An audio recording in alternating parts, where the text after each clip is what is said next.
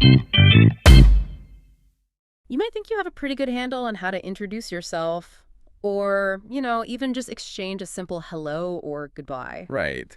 Seems basic. But what if we told you that even these really basic interactions in American English are just jam-packed with hidden cultural cues, unspoken rules, and layers of meaning you've likely never even considered? Hmm. It's not just about the words we pick, right? It's about the melody of our voice, the rhythm, the context underneath, even things like body language that really make communication work. Indeed. And these are like the invisible threads weaving through every single interaction. Mm. Native speakers might not even notice them consciously. Yeah, we take them for granted. Totally. But they are absolutely critical if you're trying to navigate, a new language and a new culture. We're really digging into that subtle art of not just making yourself understood, but actually understanding others back. And that's pretty much our mission for you today. We're doing a deep dive into this really foundational document, everyday conversations, So, learning American English. Now, this isn't just some random textbook. It's a resource that was really carefully put together by the U.S. Department of State. oh, interesting. Yeah, specifically designed for like 6th to 7th grade level students of English as a foreign language, or ESL. Think about that, designed to introduce core communication strategies to learners. Well, that makes sense because it's for learners, it has to spell out things that native speakers just absorb, without thinking. Exactly. It breaks down the mechanics, the nuances of everyday talk, giving us this like clear window into the cultural framework of American English. Precisely. So our aim with this deep dive is to pull out the most important bits of knowledge, the real insights from these dialogues that seem basic on the surface, and their language notes. Right. We're going beyond just memorizing phrases. We want to uncover the practical insights, the cultural stuff, the communication strategies hiding in there. Yeah, this isn't really a grammar lesson, though, You'll definitely pick up some rules. Yeah. It's more about getting a deeper feel for maybe the social engineering behind good conversations, Mhm. why we use certain phrases, what they really signal culturally. Think of this whole deep dive as your shortcut, really, to being genuinely well informed about the subtle art of American English communication. We hope it gives you some aha moments that boost your understanding and, maybe even elevate your own interactions. Yeah, whether you're traveling or working or just meeting new people, this should help you connect a bit more deeply. Okay, so let's peel back the layers of these everyday conversations. Let's see what fascinating insights are waiting for us. The art of first impressions, mastering introductions and small talk. We often really underestimate the power, the sheer power of a first impression. Oh, absolutely. In those first few moments, we're doing so much more than just swapping names. We're setting up respect, we're setting the tone, sometimes even making these really important connections without realizing it. So this first section is all about unpacking how Americans start contact, whether it's, a formal meeting or just bumping into someone casually, mastering that first step. It's actually amazing how fast first impressions form, isn't it? Yeah. And how much depends on getting those first cues right. The words, the intonation, even gestures, they all signal your intent and if you understand the situation. A, formal encounters. Beyond hello. Okay, let's start with formal encounters. These are the times you really want to, present yourself well, show professionalism. Hmm. Our first example is Dialogue 1-1. It's got James introducing his friend Emma to Professor Austin. Pretty straightforward scene. Emma needs help with college applications. The professor offers help. Seems simple. But the language notes attached to it, Yeah, that's where the gold is. exactly. Yeah, a really crucial insight is how precise the distinctions are between greetings and departures. The document points out good morning, good afternoon, good evening as standard formal greetings. Right. But it's really specific about good evening, often used after 6 p.m. or maybe when the sun goes down. It's not just about time. It feels like it's acknowledging that shift into the evening. And here's one I think trips people up a lot, a really common pitfall for learners. Good night. The source is super clear. It is not a greeting. Absolutely not. It's purely a farewell. Like you wouldn't walk into a party at 7 p.m. and say goodnight to the host. Well, that would sound like you're leaving immediately. Exactly. The source gives examples, thank you and good night, versus good night and see you tomorrow. It really highlights the finality packed into good night. And that distinction, it might seem small, but it shows this cultural focus on, like, clarity of intent. Yeah. In American context, good night isn't just about time. It's a definite signal, I'm leaving now. Using it as a greeting kind of breaks that social understanding, creates awkwardness. It shows how even simple phrases carry real social weight. And it's not just words. The source also talks about a physical gesture that sets up respect and connection right away in professional or semi-formal settings. The American handshake. Oh, yes. The Yeah. handshake. A source explains it clearly. A Yeah. firm handshake is expected. It lasts maybe 2 or 3 seconds, just enough time for that nice to meet you. That physical touch is almost like a quick nonverbal contract. A firm grip tends to signal confidence, sincerity, professionalism. Right. And a weak one might, fairly or unfairly, suggest the opposite. It really lays the groundwork for the conversation that follows, shapes perception instantly. And when it comes to saying thanks in these formal spots, the source walks us through options, pointing out subtle differences. Don't mention it is common, maybe a bit less formal than you're welcome. Right, and you are welcome is flagged as the more standard, more formal choice. And then there are even more informal options, right? Yeah, like no problem or happy to help. So you got this whole spectrum of formality for responding to thanks. Choosing the right one shows you get the social context, which is key. So for you, listening, mastering these subtle cues, knowing when to use good evening versus good night, offering that firm handshake, picking the right response to thank you, it's incredibly valuable. Invaluable. It's crucial for networking, job interviews, academic stuff, helps you navigate those unspoken rules, avoid awkward moments, make sure your first impression isn't just okay, but really effective. Let's stick with formal interactions for another moment, with dialogue 1 of 3. Formal introductions. In this one, Margaret introduces Mr. Wilson to Dr. Edward Smith. Okay. And what's neat is the conversation quickly reveals they're in the same professional field. It shows how a good introduction can spark these unexpected connections. Yeah, that happens. So what does the source highlight here? Well, the specific way Margaret introduces them, Mr. Wilson, I'd like you to meet Dr. Edward Smith. The notes point out the rising intonation on Mr. Wilson.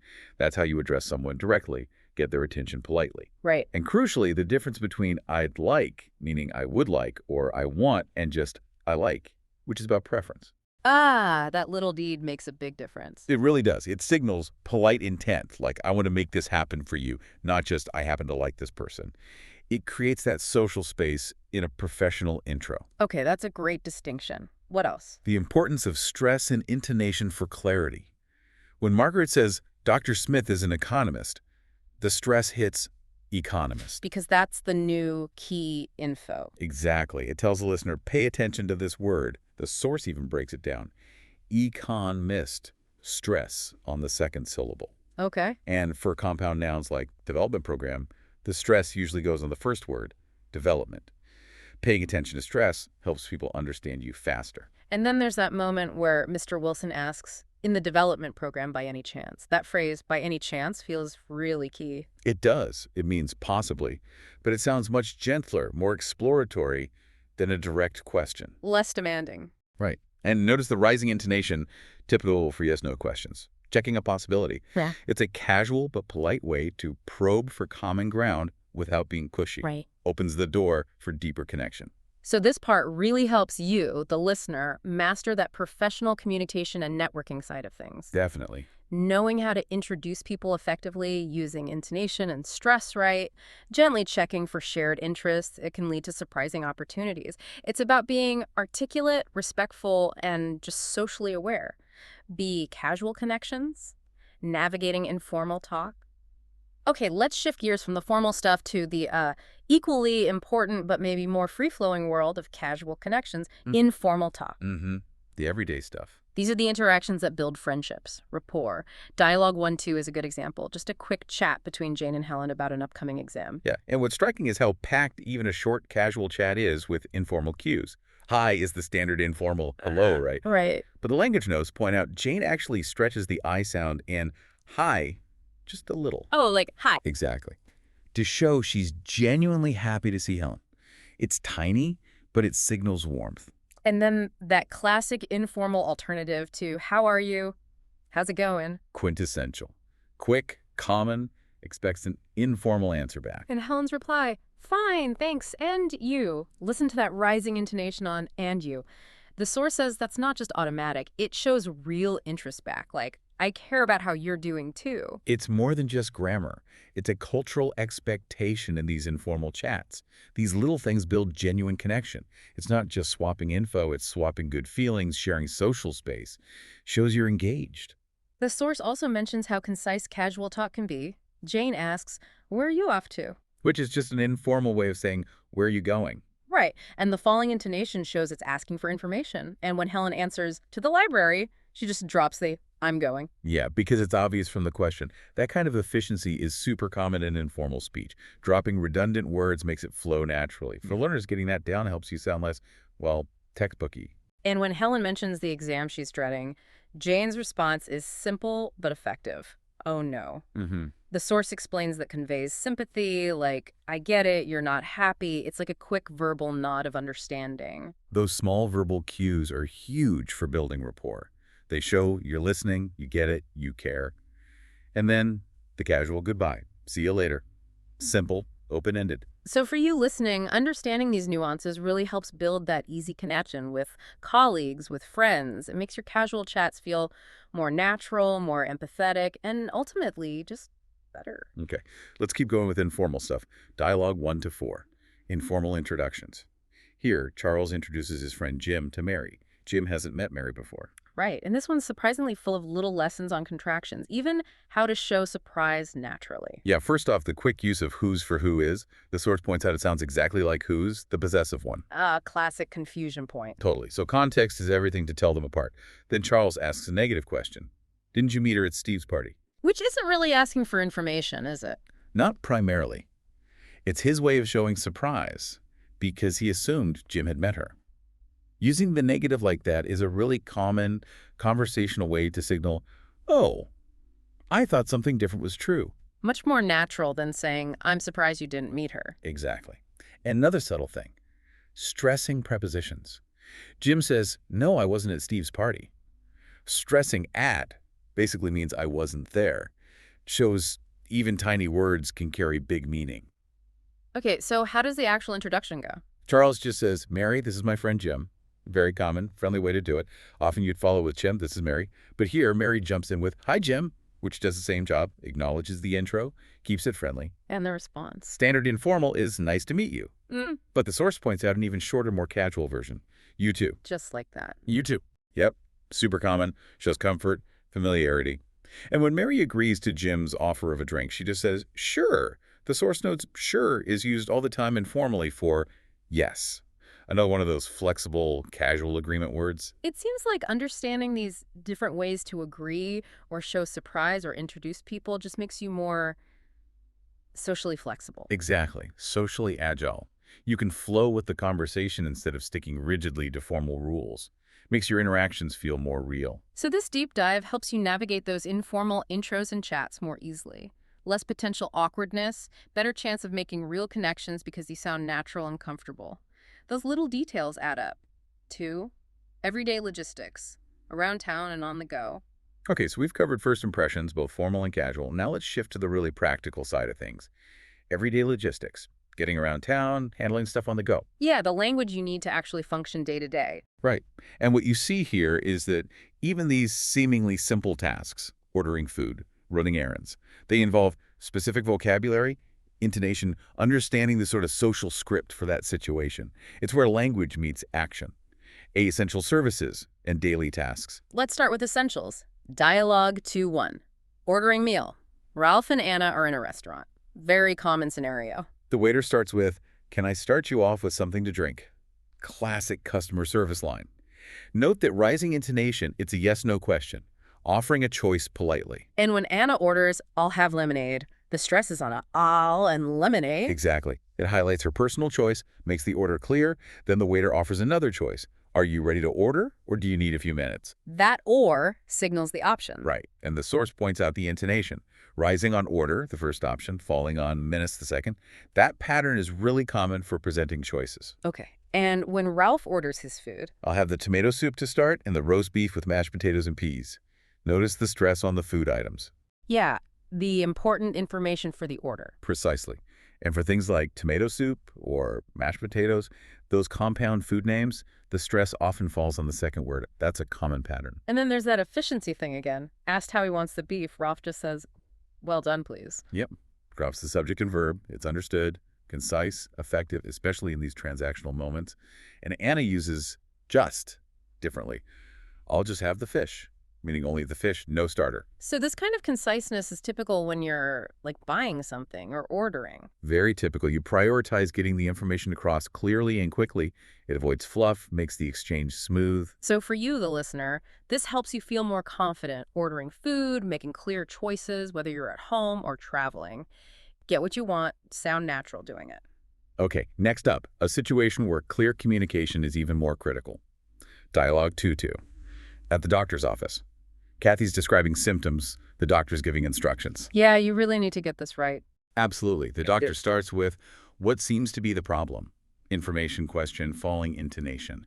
Direct, but still sounds caring. Kathy begins with, well. Ah, the thinking pause. Exactly. The notes highlight how the vowel gets drawn out. Wheel. Buying a moment to think. Supernatural. And when she lists symptoms, a bad cough, a sore throat, a headache, the source flags the use of a before each one. A small grammatical point, but crucial for sounding natural in English when listing ailments like that. She also estimates the time, right, about 3 days now. Yep, about, meaning more or less. Very common for estimates. Then the doctor's instructions, take aspirin, get rest, make sure, call me, using those direct imperative verbs. Very clear, no ambiguity, standard for medical advice. Right. And the phrase still sick just means continue to be sick. Straightforward, but important for updates. This segment feels really vital. Knowing how to talk effectively at the doctor's ensures you're understood and you understand the advice. It's about clarity when it really counts for your health. Okay, how about getting around? Dialogue 2-3, asking directions. Mark needs help finding the library, asks Nancy. A classic scenario. Mark starts politely. Excuse me, could you tell me where the library is? The source notes, could you tell me, is a bit softer, more polite than, can you tell me? Okay. But the really key thing is the structure of that indirect question, where the library is.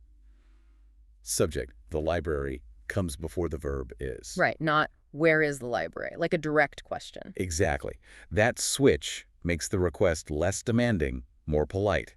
It's a huge part of sounding natural and considerate in English. Right. And stress on library, that's the info he needs. That subject-verb flip in indirect questions is a big aha moment for many learners. It really is. And when Nancy points, yes, it's that way, stressing that makes the direction clear, probably combined with a gesture. And she's empathetic, too. Yeah, oh, I know how you feel.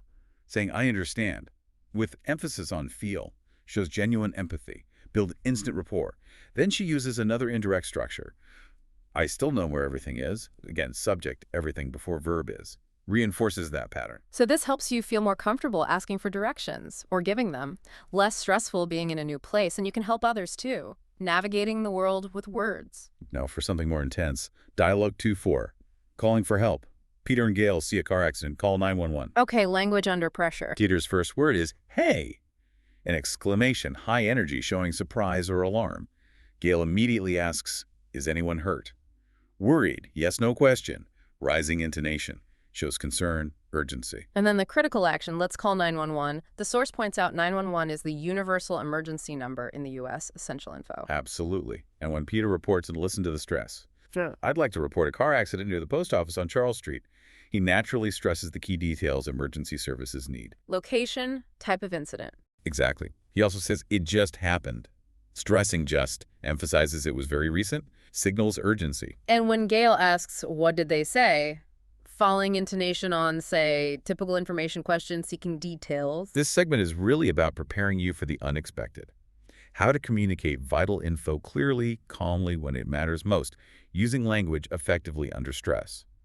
All right, from emergencies back to everyday tasks. Dialogue 2-5, at the supermarket. Louise and Julia are planning to bake cookies. Relatable. Who doesn't love cookies? Louise suggests, how about baking some cookies today? The notes mention how about is followed by an inning verb key grammar point for making suggestions like this. Julia pauses first. Another thinking sound. Yep, very common pause before speaking. Then she agrees enthusiastically. That's a great idea. Emphasis on great shows she's really on board. And the recipe. Louise says the recipe calls for flour, sugar, and butter. Calls for means says we need. The source notes it's also used for weather forecasts, like calling for rain. Versatile phrase. And the list itself: flour, sugar, and butter. The source points out the short pauses, the stress on each item. Clear enunciation for lists is important so you don't forget anything. Then Julia suggests, why don't you get the dairy ingredients? That "why don't you" sounds like a polite way to ask someone to do something. It can be, or it can be giving advice. Flexible phrase, and then a practical supermarket term, aisle 10. The source reminds us the us in aisle is silent. Those numbered lanes help you find things. So this helps you streamline tasks, work together on things like shopping lists, and just navigate the supermarket more easily, making routines smoother with clear communication. Let's look at Dialogue 2.6, running errands. Claire's a visitor, asking a hotel receptionist for help finding services. Common travel scenario. Hi. Receptionist greets her, hi there. Rising intonation on high, falling on there, friendly, open. And the simple sure response means, okay, signals helpfulness. And then Claire has this list of things she needs done for her. Right, and this highlights a really useful structure. Get, or have, plus the object, plus the past participle. Like, get my hair cut. Exactly. Claire says, I need to get my hair cut, I also need to have my new pants hemmed, and I'll need to have my car serviced. The source says get and have are basically interchangeable here. It's how you talk about services someone else performs for you. Very efficient. Focuses on the result, not who does it. Precisely. The receptionist checks, is there anything else? Meaning, need more info. Polite check. Claire adds a bit of humor about her car. Before my long drive home. Stress on home signals the joke about potential breakdown. And the receptionist gets it, responds with, no problem. Meaning, don't worry. The stress on no, maybe a slight lengthening, shows understanding, acknowledges the humor without dwelling on car trouble. So this helps you delegate tasks, understand those service-related idioms, makes travel daily management smoother. Next stop, Dialogue 2.7, at the post office. Carol's mailing a package, buying stamps, another standard errand. Transactional communication. Clerk starts with, what can I do for you today? Following intonation, information question, invites her to state her business. When giving options, the clerk says, or you can send it priority. Stressing or highlights the alternative clearly. And then the prices. This was interesting. Yeah, the clerk says $11.35 first as $11.35. Quite informal. Right. But later states $20.35 as $20.35 more formal. Shows how language adapts even in a simple transaction. And Carol remembers something mid-conversation. Oh yeah. The source says this means I just remembered, often followed by I almost forgot. Very natural cue for sudden recall. Then the clerk totals up. Your total comes to. Common phrase for the cost is. Finalizes the transaction. So this boosts your confidence handling money stuff, clarifying options, managing those financial interactions at the post office, stores, wherever. Clear and effective commerce. Moving on to another common transaction. Dialogue 2 and 9. Shopping. Gloria is looking for a sweater. Retail therapy language. Salesperson starts with a standard, can I help you? Gloria says, I'm looking for a sweater, which the source explains means a general search, not one specific item. She specifies in a size medium. And the source reminds us about sizes, small, medium, large, or number sizes for women. Quick cultural note on clothing. Right. When the salesperson looks for options, they say, let's see. That's the phrase for thinking, searching, considering. Gloria then states a preference. I'd rather have it in blue. Clear way to say what she wants instead. I'm trying it on. Polite question. Would you like to try it on? And the source points out, try it on is separable. The it goes in the middle. Try it on. Let try on it. Got it. Small detail, sounds more natural. Gloria asks the price. How much is it? Stress on is signals the question about cost. And her decision, I'll take it. Informal for I'll buy it. Simper, clear purchase confirmation. This empowers you with the language for shopping effectively. Clearly state what you need, your preferences, make shopping trips smoother, more successful. Okay, last one in this section. Dialogue 210, transportation. Joyce and Bill discuss getting to the mall, and then they miss the bus. Oh no, happens to everyone. Joyce asks for an opinion. Should we take a taxi or a bus? Should, for opinion, rising intonation on taxi, falling on bus, clearly presents the choice. Bill suggests, let's take a bus. Let's proposing action. He mentions rush hour, too. Yep, peak commute times, compound noun, stress on rush. Then Joyce uses that negative question again. Is that a bus stop over there? Checking information, expecting a yes. Exactly. Seeking confirmation and bus stop, another compound noun, stress on bus. Then the bus drama. Bill sees it. Oh. Surprise alarm. They miss it, Joy says. Oh, no. Disappointment. Very common reactions. And the timing. Peter says, we just missed it. Stress on jest, arrived a moment too late. But Bill reassures, no problem. Meaning, it doesn't matter, often stressed on no, relaxed about the setback. So this helps you navigate city transit, make decisions, handle those little travel hiccups with ease, better commutes, less stress. B, unexpected conversations and timing. All right, let's pivot now to unexpected conversations and timing. Life isn't always scheduled, right? These dialogues look at handling spontaneous moments rushing somewhere, phone calls, chance meetings. Yeah, what you see here is how much meaning gets packed into simple time cues, expressions of emotion. These moments really test your conversational flexibility. First up, dialogue 1 to 5. What time is it? Natasha and Tony are racing to a surprise party, dealing with time and traffic. Very relatable stress. Natasha's clearly rushed. Tony gives the time. It's 7:15, meaning 7:15. The source notes 7:15 is also fine flexibility again. We know it's evening because of the evening traffic clue. And Tony tries to calm her down. Right, using phrases like don't worry, don't stress, we're fine, we will be on time. Key phrases for managing anxiety about being late, offering reassurance. And rush hour comes up again, those peak traffic times. For 7:30, the source offers 7:30 or 7:30. Good to know the options. This deep dive helps you master talking about time precisely and managing stress when things are time sensitive. Useful for planning or just trying to be punctual without panicking. Okay, next, dialogue 1 to 6. A telephone call. John invites Alice to a movie. Phone calls have their own sort of etiquette. Definitely. John starts casually. Hi, Alice, it's John. The notes say it's means I am here, common friendly phone intro. Alice responds enthusiastically. Oh, hi, John. Rising intonation shows she's pleased he called. And his invitation is quite indirect. Yeah. I was wondering if you'd like to go to a movie tonight. That rising intonation is key, shows he's not being pushy, gives her an easy out if she wants it. Very polite way to invite someone. And she accepts eagerly. Sure, I'd love to. Warm, friendly, confirms her interest. John then suggests a movie. I was thinking about that new comedy and asks, what do you think? Inviting her input, making it collaborative. She agrees with, sounds great. Informal agreement means good plan. Very common. And finally, logistics. I'll pick you up. Informal for I'll come get you. Simplifies planning. This segment helps refine your phone skills, making polite invites, responding warmly, fosters better connections, even without face-to-face cues. Now for a modern reality. Dialogue 1 to 7, can you say that again? Communication breakdown due to bad phone reception. Luke can't hear Stephanie well. Oh yeah, we've all been there. The source gives useful phrases for when you don't understand. What did you say? Can you repeat that, please? I can't hear you. And more formal options. Excuse me. I'm sorry. I beg your pardon. Always with rising intonation to signal you need repetition, not that you're actually apologizing for something. And if you need specific clarification. Phrases like, can you please repeat that? Can you spell that for me? Or can you please write down the address for me? Direct, clear, helps fix the problem. The source also gives words for bad reception itself. Yeah, like the connection is cutting out, the line is breaking up, or I am losing you. And if the call ends abruptly, the call dropped. Crucial terms for explaining the tech issue. And reception here means cell service availability, limited in certain places, and a phone goodbye. Talk to you later, like see you later, but for calls. This is vital for handling communication glitches. Boosts listening skills, helps you get clarity even when technology isn't cooperating. Don't let a bad line stop the conversation. Here's a nice one. Dialogue 1 through 8. Coincidences. Meg and Julia bump into each other unexpectedly while shopping. Those little chance encounters. Meg starts with, well, hello there, Julia. Long time no see.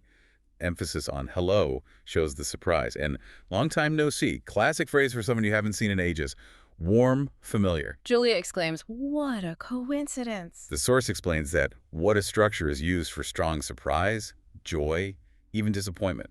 What a surprise, what a joy, what a shame. Versatile way to express strong feelings. And there's a funny moment about taste in shirts. Yeah, Meg says, you always did have good taste. Stressing did emphasizes it's a true fact that Julia has good taste, but used jokingly because they like the same thing.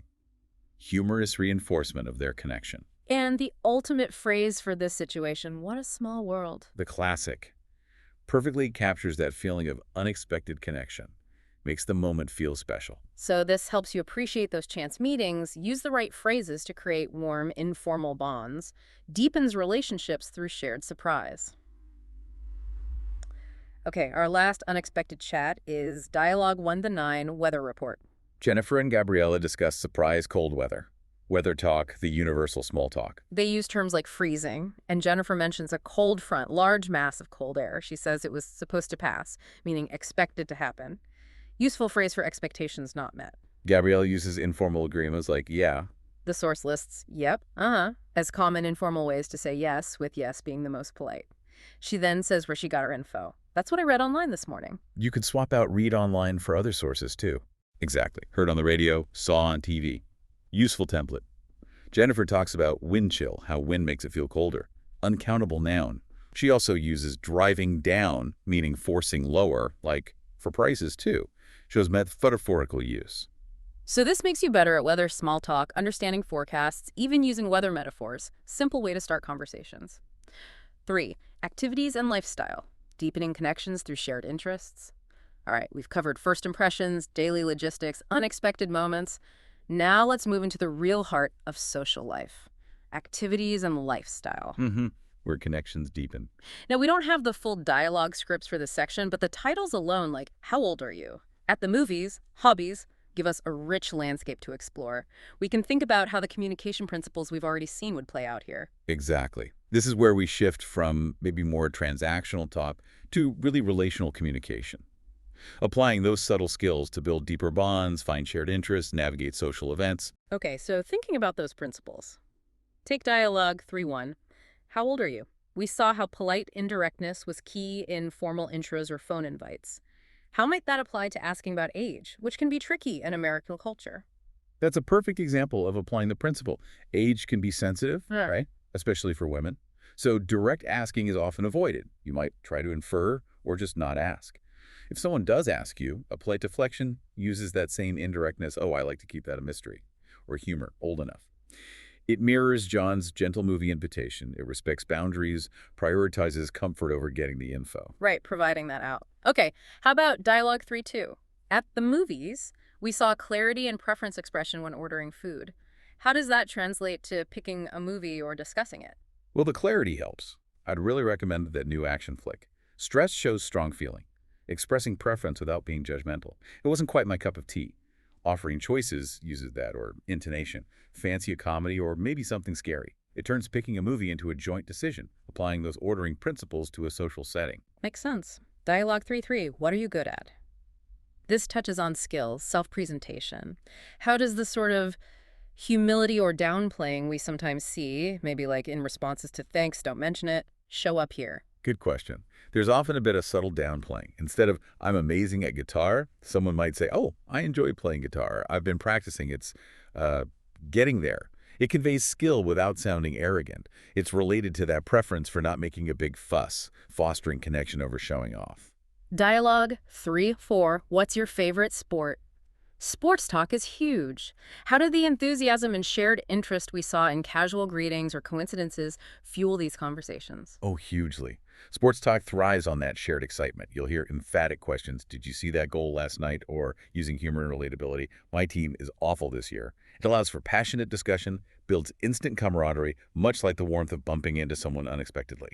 Shared passion creates the bond. A night at the theater, dialogue 3-5, suggests more cultured events.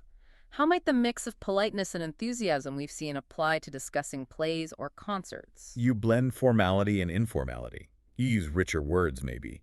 The performance was exquisite, but also genuine enthusiasm. You have to see it. Planning might use polite, indirect invites. Would you perhaps be interested in, like John's phone call? It's about sharing a more refined experience, but still with real personal connection. Dialogue 3-6, taking a vacation. Sharing plans, advice, logistics. How do conversational efficiency and empathy fit in? Storytelling becomes key. We just got back from Italy. Stress on, just for recency, Italy for destination. Giving advice might be softened. Have you considered going in the off-season? Rather than, you should go. Empathy comes in when someone describes a travel mishap, responding with, oh, that sounds stressful. Yeah. Like Nancy's empathy for Mark being lost. Sharing personal travel connects people. At the pet store, dialogue 3-7, pets often bring out strong emotions. How do those empathetic cues we saw play a role? Pets are very personal. You get those immediate empathetic responses. Oh, he's so cute. Stress for emotion. Or sharing tips. How do you stop your dog from barking? Direct question, but seeking help. It taps into shared values of care, responsibility, that emotional bond. The small cues show you understand that connection. Dialogue 3.8, giving your opinion. This is about agreeing, disagreeing respectfully. How does that polite indirectness help navigate potential conflict? It's crucial. Instead of, that's wrong, you use softeners. I see it a bit differently, or that's an interesting point, but have you thought about? It creates space for disagreement without being confrontational, preserving harmony, a key value reflected in those polite invitation structures we saw earlier. Hobbies. Dialogue 3 to 9, finding common ground. How do we use language to explore these interests and affirm connections? Hobbies are great for applying enthusiastic affirmation. What do you do for fun? Leads to discovery. Responses like, oh, cool, or I love doing that too. Signal shared interest, building rapport quickly, echoing the pleasure in casual greetings. Dialogue 3:10, weddings. Big life events, rituals, family dynamics, lots going on conversationally. Yeah, it combines congratulations, it was a lovely ceremony. Logistics, are you going to the reception? Sharing stories, respecting traditions. You use polite inquiries, confirmations, expressions of shared joy, drawing on many of the communication tools we've discussed. And finally, Dialogue 3:11, giving advice. Offering help without being pushy, receiving it gracefully. It's that delicate balance again. Offering advice often uses suggestions, maybe you could try, or sharing experience. What worked for me was less direct than a command. Receiving it involves acknowledging, thanks, that's helpful, or I'll think about that. Showing appreciation without necessarily committing. Respecting autonomy while offering support. So, pulling it all together, these broader topics really are the fabric of social life. They let us build deeper connections, understand different viewpoints, move beyond just getting things done. Right. So for you, the listener, understanding how to navigate these common topics, using the subtle tools we've discussed, the intonation, the politeness strategies, the empathetic cues, can genuinely enrich your social interactions, help you connect more meaningfully. Outro. Well, we've certainly covered a lot of ground in this deep dive into everyday conversations, from that initial handshake to casual phone chat quirks to talking about hobbies and giving advice. Yeah, it's amazing how much depth there is in what looks simple on the surface. What we've really uncovered is how practical these lessons are, how much cultural information is embedded in just the way Americans talk. We've seen how context, tone, stress, all those unspoken bits transform basic words into really nuanced interactions. It's clear that mastering a language isn't just vocabulary and grammar. No, it's understanding that whole cultural symphony behind the words, the unspoken rules for being polite, effective. And our goal today was really to give you that shortcut, that insight into the pulse of American English communication.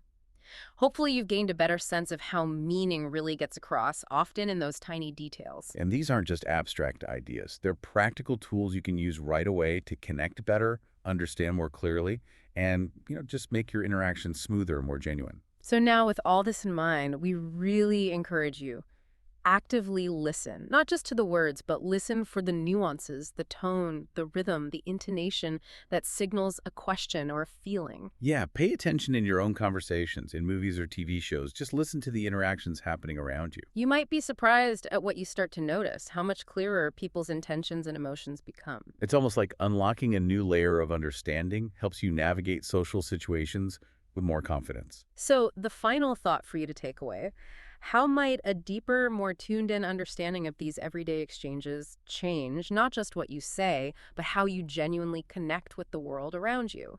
Go out there and listen.